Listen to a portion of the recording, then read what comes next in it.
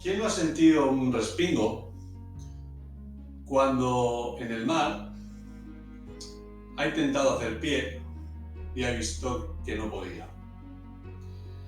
El fondo submarino siempre nos ha atraído y a la vez nos asusta. Puede ser un miedo atávico, un miedo que tengamos metido dentro de nuestra cabeza desde tiempos remotos, pero ahí está. En este episodio nos sumergimos en el mundo acuático y sus misterios. Misterios que se han cobrado cientos de vidas. Así que prepárense, agárrense a los flotadores, porque comienza Uro.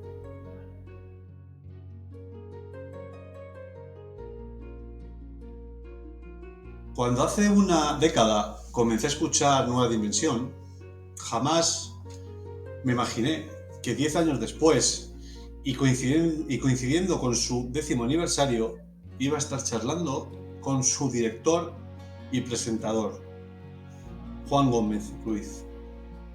Aún no sé bien cómo, pero esta noche está con nosotros. Juan viene a hablar sobre dos misterios submarinos que a mí en particular me interesan mucho. Dos misterios submarinos separados entre sí por miles de kilómetros, pero con características en común. Así que no me voy a enrollar más porque supongo que lo conoceréis sobradamente, Juan. Así que, Juan, es un inmenso placer, ya lo sabes, y te doy las gracias, recibirte en Uro. Contigo y con todos tus, no sé si decir oyentes o televidentes en este caso, pero bueno, en cualquier caso seguro que vamos a estar muy a gusto. Muy bien, Juan.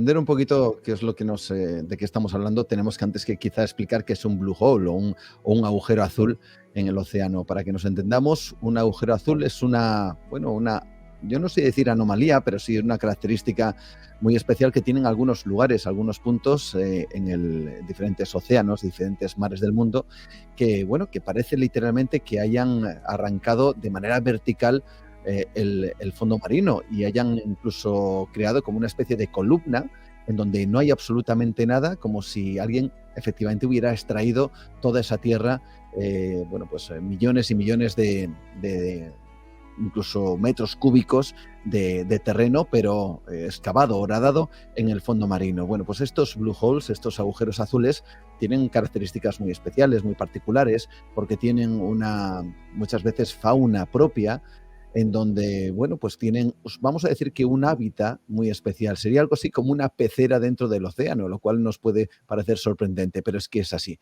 Y estas especiales características hacen que muchas personas vayan a estos agujeros azules para disfrutar de ese entorno tan especial, sobre todo si el submarinismo es una de las pasiones que puedan llevar a muchas personas a adentrarse en esos lugares, porque, como digo, tienen unas características muy especiales y en algunos casos son características únicas. Solo se dan en esos agujeros azules y no en todos los agujeros azules nos encontramos lo mismo. Por lo tanto, cada agujero azul casi podríamos decir que es único.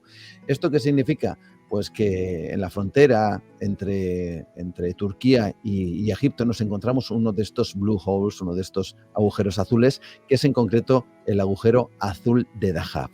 Y ese agujero es especialmente extraordinario porque tiene unas características geológicas un poquito particulares. No es un agujero, no es una columna como tal, sino que es un descenso que se realiza por, vamos a decir, una entrada. Esa entrada va descendiendo poco a poco y hasta que llega un punto en donde ya se inicia un ascenso, vamos a decir, por por otra vía. Sería como una especie de dos chimeneas que se conectan, dos agujeros que se conectan. Hay que bajar por una y hay que ascender por la otra. Lo que ocurre es que, se dan una serie de circunstancias y una serie de elementos ahí que desde luego desconciertan y sobre todo han llevado, por desgracia, a la muerte a muchísimos de estos submarinistas que buscan en ese lugar, pues, lo que parece ser una jornada de algo Inversión, sí. lúdico y algo extraordinario, y sin embargo lo que encuentran allí es la muerte. Si yo por lo que he leído, hubo una anécdota de un submarinista, ¿verdad? Que en el descenso iba con una GoPro, con una cámara, y la dejó puesta, ¿verdad? Y lo que se grabó allí es de explicación complicada, ¿no? Sí, a ver, tenemos que pensar que estamos en un lugar donde acuden muchas personas, donde hay gran cantidad de submarinistas que quieren tener esa experiencia y generalmente no pasa nada. Lo que ocurre es que quizá por las características especiales de este agujero y también por la cantidad de personas que hasta allí llegan para realizar ese descenso, es cierto que hay ya las autoridades han creado como una especie de extraño, vamos a decir que mausoleo, si es que se puede denominar ahí. Y es que nada más alcanzar ese lugar, lo primero que te encuentras son placas de todas las personas que han fallecido en ese enclave. Y luego hay un oscurantismo por parte de las autoridades, quizá para hacer que el turismo no tenga tanto miedo a la hora de acercarse a ese lugar. Y es que se estima que más o menos las cifras oficiales ponen la cantidad de fallecidos entre 20 y 25, incluso pueden llegar a 50 en algunas ocasiones, pero lo que se sabe a nivel extraoficial es que ya han sido más de 100 personas los que han fallecido adentrándose en esas aguas, en ese agujero azul de Dahab. Incluso hay ya colocados varios carteles de advertencia que dicen que a no ser que tú seas un experto en estas lides, en este tipo de expediciones submarinas, uno no debe adentrarse jamás, entre otras cosas porque el agujero azul baja a distancias o a profundidades más allá de los 90-95 metros y es una profundidad realmente complicada a no ser que uno no sea realmente un experto. Puede llegar a morir, como es así y como tal advierten las autoridades. Bueno, pues uno de esos, por desgracia, accidentes que ocurrieron y que tiene esa pátina que tú dices de misterio, fue lo que le ocurrió a un experto submarinista llamado, Yuri Lipsky. Este submarinista, que ya había estado en ese lugar en varias ocasiones y que también tenía una reputada, valga la redundancia, reputación en este tipo de cuestiones, incluso él había sido y de hecho era en esa época instructor para este tipo de aventuras submarinas, él decide adentrarse en ese agujero, en el agujero azul de Dahab. Y él efectivamente, tal como dices, coloca una cámara GoPro y va bajando, o una cámara deportiva, y va bajando literalmente para ir, pues eso, recogiendo cada una de las cosas que él va advirtiendo, que va viviendo durante ese descenso. Lo que ocurre es que de repente algo sucede. Hay en los términos de este tipo de prácticas, hay algo que, bueno, hay que más o menos tener y respetar, que es la velocidad de bajada. Uno tiene que adaptarse durante ese descenso y más o menos hay una velocidad de seguridad que es aproximadamente como mucho unos 4 metros por minuto.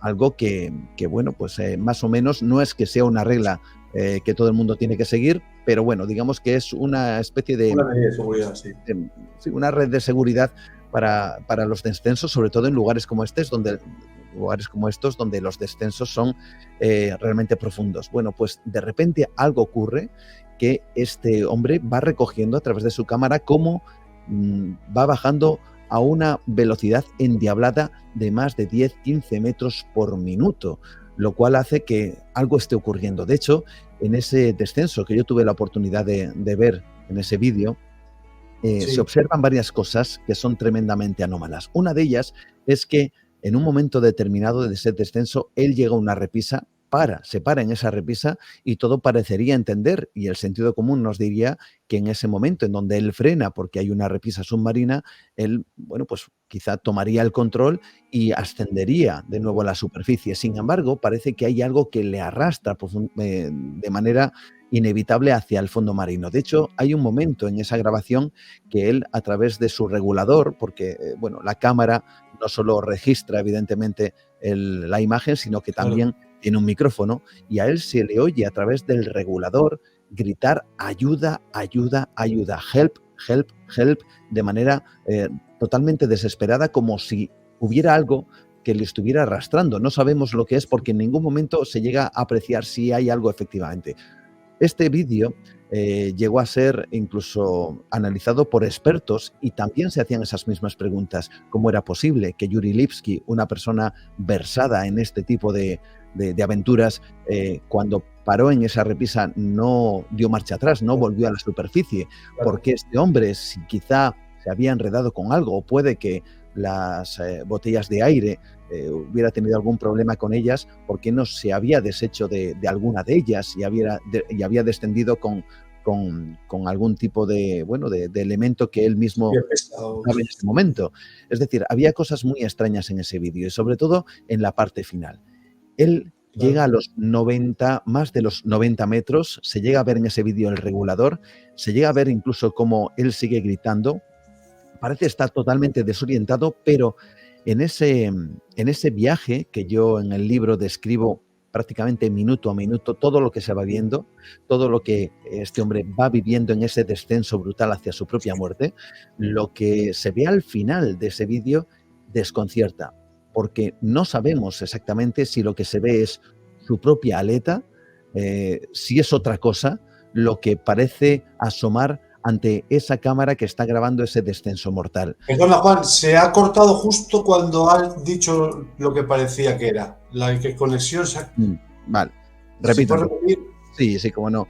Pues lo que parece que se ve en ese vídeo es una masa, una figura que algunos interpretan que pudiera ser su propia aleta, otros no saben definir exactamente qué es lo que era, porque tenemos que recordar que en ese momento, en el momento en el que Yuri Lipski llega a la parte final de ese recorrido mortal, llega al fondo marino, todo se vuelve una masa de chocolate, y de chocolate me refiero porque los sedimentos se empiezan a levantar y prácticamente no se ve absolutamente nada. Por lo tanto, eso que se aprecia en el vídeo no se sabe definir muy bien. Luego, además, Yuri Lipski entró probablemente en una narcosis debido a la profundidad, en donde él mismo llegó a quitarse incluso la escafandra que llevaba y que portaba en extenso. Por lo tanto, no sabemos exactamente qué fue lo que arrastró a Yuri Lipski hasta el fondo de ese agujero azul de Dahab, que, como decimos, se ha llevado la vida de muchas personas, incluso ya no solo de él, sino otros casos realmente extraños en donde ha habido, para mantener la seguridad, descensos en pareja.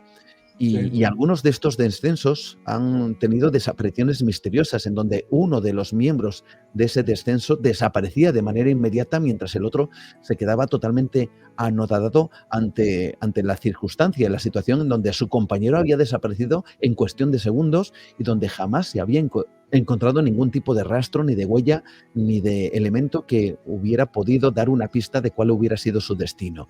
En el caso de Yuri Lipski se descubrió este vídeo no porque la cámara saliera flotando, sino porque la familia pues sabía que había ocurrido algo durante ese descenso y pidió a las autoridades que, si era posible, pudieran encontrar los restos, en caso de que esto fuera posible, para poder ser reflotados y en caso de que hubiera fallecido, evidentemente, darle la sepultura correspondiente. Bueno, pues la familia pagó muchísimo dinero para que un equipo de rescate bajara, arriesgando también su propia vida, hasta esos más de 90 metros y efectivamente encontraron a Yuri Lipski. También hay que decir que por el camino encontraron los restos de otros, por desgracia, submarinistas que habían fallecido en ese lugar, y por fin consiguieron rescatar ya no solo el cuerpo de Yuri Lipski, sino también su cámara, en la cual se podía ver ese descenso vertiginoso, inexplicable para los expertos, y en donde no sabemos qué es lo que le llevó hasta el fondo, a través de una fuerza que algunos apuntan, como decía antes, quizá alguna corriente extraordinaria y desconocida en ese lugar del mundo donde Yuri Litsky y más, según dicen las cifras no oficiales, más de 100 submarinistas han encontrado la muerte.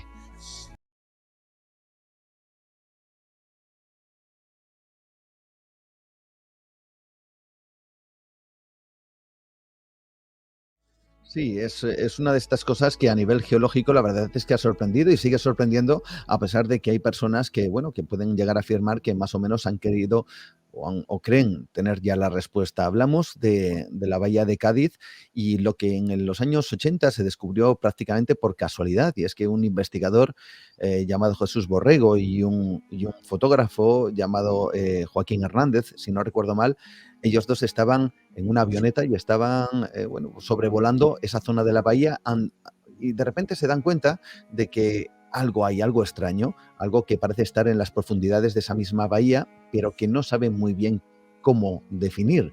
El fotógrafo Joaquín Hernández decide hacer una serie de fotografías, valga la redundancia, y cuando llegan a tierra descubren que esas fotografías, una vez pasadas por diferentes filtros, están mostrando algo que a todas luces parece sorprendente, y es lo que viene a ser una especie de cráter, de agujero enorme de unos 300 metros de diámetro y unos 30 metros de profundidad. Ahí es nada. Bueno, se quedan totalmente anonadados porque no había estudios ni ningún hecho precedente que hubiera afirmado que allí había una especie de anomalía geológica, ¿no? Lo que pasa es que a partir de ese momento se inician las pesquisas y también el misterio, porque una de las cosas que se barajó en esa investigación es que quizá estaríamos ante nada más y nada menos que el cráter provocado por un meteorito. Lo que ocurre es que las características tan diferentes que tenía esta anomalía no parecían concordar con las características de un cráter meteorítico, a pesar de que incluso este se encontrara bajo el mar. Otra de las hipótesis que se planteó fue que quizá estaríamos ante algún evento de carácter volcánico, pero una vez más parece que esto se descartó debido a que la zona de la bahía de Cádiz, no tenía o no tiene aparentemente ningún tipo de actividad volcánica, lo cual parecía descartar este hecho. Así que empezaron a surgir otras teorías, algunas pues sorprendentes, como el hecho de que pudiera ser incluso los restos de una cantera romana, ¿no? Lo cual también sorprendía, pero también se descartó debido a que, bueno, por situaciones geológicas en cuanto a la subida y la bajada del mar, parecía muy poco probable que hace 2000 años aquella zona, de hecho se sabe, aquella zona seguía bajo el mar, por lo tanto, a no ser que los romanos fueran submarinistas, pues poco podría ser probable que ahí abajo hubiera una cantera romana, ¿no? A partir de ese momento, pues lógicamente las ideas o las hipótesis más imaginativas, más sorprendentes, más curiosas, empezaron a aflorar. Claro, la circunstancia geológica de esta estructura tan aparentemente perfecta hizo creer a muchos que quizá estábamos ante una estructura artificial, y esto hizo llevar al famoso mito de la Atlántida, que bien describía Platón y que muchos también afirman que pudiera conectar con la bahía de Cádiz. Esto hizo creer que quizá estaríamos ante uno de esos círculos que dicen formaba parte de esa famosa y mítica tierra perdida, ¿no? Otros hablaban de estructuras artificiales creadas por el hombre, pero no en tiempos muy remotos, sino en tiempos más o menos cercanos, estructuras que serían bases secretas, en este caso submarinas, que sabemos que existen en el mundo y que en este caso estarían promovidas pues, por algún país, quizá, quién sabe si español, en España en este caso, o algún otro país, bueno, pues que con el beneplácito del gobierno español, pues hubiera creado ahí algún tipo de base submarina secreta con algún tipo de, insisto, desconocido propósito. Y los más imaginativos, pues han aventurado siempre esa idea del fenómeno ovni y de las bases alienígenas como posible explicación a todo esto, sobre todo teniendo en cuenta que es cierto que en la bahía de Cádiz se han dado gran cantidad de casos en donde numerosos testigos han dicho ver luces extrañas que se sumergían y que salían del mar en esa misma zona. Por lo tanto, tenemos una amplia cantidad de hipótesis para intentar dar respuesta a este cráter que las últimas investigaciones afirman que en realidad ante lo que estamos es una peculiaridad sobre la vegetación marina, sobre una gran cantidad de algas que en los momentos donde el agua está realmente clara, dice que se puede apreciar bastante bien y que en realidad estamos ante una formación de algas que dan la particularidad a nivel visual de ser o parecer que es un cráter, pero en realidad estaríamos ante una especie de círculo perfecto de algas, lo cual también sorprendería a nivel botánico en este aspecto, Claro. botánico me refiero a nivel submarino, ¿no? Por lo tanto, de todas formas, todavía no se ha podido saber con certeza qué es lo que hay en la bahía de Cádiz, aunque algunos defienden evidentemente sus propias teorías, sus propias propuestas, aunque algunas de ellas sean tan imaginativas como el hecho de que se piense que pueda ser una base alienígena, nada más y nada menos. Por lo que yo he escuchado, los militares evitan que haya allí cualquier tema científico o investigadores, ¿no? Bueno, esa información no la manejo. No sé, yo por lo que le escuché a... ¿Cómo se llama? El buceador. No recuerdo el nombre. No te sabría decir ese aspecto en concreto y seguramente el buceador que ahora mismo tienes en mente, pues quizá tenga más datos y puede que sea una persona que en ese momento pues haya tenido... A ver, es cierto que las bahías, ciertos lugares de España, diferentes puntos concretos son lugares que se utilizan para diferentes, no voy a decir ensayos, pero sí maniobras militares en un momento determinado, y la bahía de Cádiz seguramente que como cualquier otro lugar de costa determinado con ciertas características pueda ser susceptible a ser uno de esos lugares donde las fuerzas navales, en este caso, realicen ciertas maniobras. Lo vemos en Estados Unidos también, en la costa de San Diego, donde existen ya no solo este tipo de actividades, sino que también existen bases claramente conocidas que tienen que ver con estos secretos, ¿no?, que muchas veces se manejan en el mundo del misterio. Es posible que quizá en un momento determinado la bahía de Cádiz se haya utilizado para realizar ciertas maniobras y que en ese momento puede que se haya acotado la zona para que nadie entrara allí. Que esto tenga o no algo que ver con esta estructura tan peculiar, pues es algo que una vez más se lleva a la especulación y a una hipótesis más añadida a todas estas cuestiones que son tan enigmáticas y que al mismo tiempo tanto nos apasionan. Pues exactamente. Juan, un placer. Te agradezco muchísimo este ratito que hemos pasado y cualquier día que te apetezca, ya sabes que tienes las puertas de par en par. Pues nada, para mí ha sido, sin duda, para mí ha sido también un placer estar este ratito charlando contigo, con tus teleoyentes o televidentes y estar disfrutando de estos misterios, estos amiguetes, esta gran familia que en el fondo seguramente que somos muchos los que nos interesan, los que somos curiosos, los que nos apasionan estas cuestiones, los que, bueno, nos gusta tener diferentes perspectivas de algún misterio que nos rodea y poder contarlo si es posible y poder divulgarlo y que la gente lo conozca para que aquellos que sean curiosos pues puedan descubrir que el mundo que nos rodea es realmente apasionante. O sea que fantástico este encuentro, sin duda. Pues muchas gracias, Juan. Un placer. Un abrazo muy fuerte. Igualmente. Gracias.